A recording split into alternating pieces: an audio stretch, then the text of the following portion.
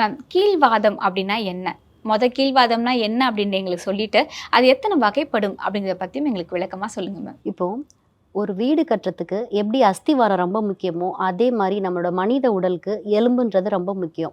நம்ம இயங்குறதுக்கு, அதாவது ஒரு சின்ன சின்ன வேலை செய்றதுக்கு, ஒரு உட்காந்து எந்திரிக்கிறதுக்கு, ஒரு படிக்கட்டு ஏறுறதுக்கு, நடக்கிறதுக்கு, ஓடுறதுக்கு, சின்ன சின்ன வேலைகள் செய்றதுக்கு நம்மளோட எலும்பு வந்து ரொம்ப முக்கியம்.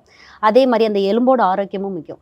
இந்த எலும்புல வர்றத தான் நம்ம வந்து கீழ்வாதம் அப்படின்னு சொல்லுவோம். அதாவது ஆங்கிலத்தில வந்து இத ஆர்த்ரைட்டிஸ் அப்படின்னு சொல்லுவாங்க.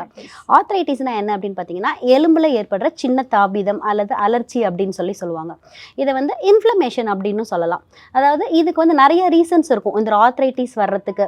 ஃபார் எக்ஸாம்பிள் வந்துட்டு இது ஒரு வைரஸ்னால கூட வரலாம், இல்லை வயோதிகத்தினால கூட வரலாம், அப்படி இல்லை அப்படின்னு பார்த்தீங்கன்னா வேறு ஜெனட்டிக் ரீசன்ஸால கூட வரலாம். ஒரு சிலருக்கு வந்துட்டு ஒரு நோயை தொடர்ந்து இன்னொரு நோய் அது மாதிரி வரலாம், இல்லை காய்ச்சலை தொடர்ந்து ஒரு ஆர்த்ரைட்டிஸ் வரலாம். இந்த மாதிரி பல வகையான காரணங்கள் இருக்குது.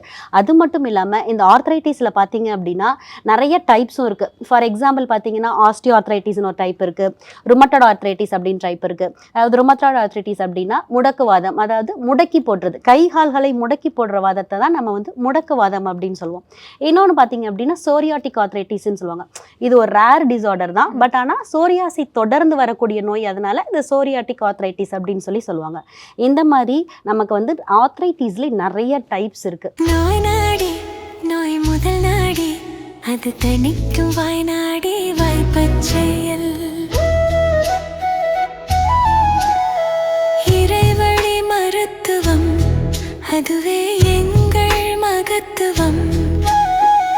இறைவழி மருத்துவம் அதுவே எங்கள் மகத்துவம். அனைத்து நோய்களுக்குமான குணம் டாக்டர் ஸ்ரீவர்மாஸ்.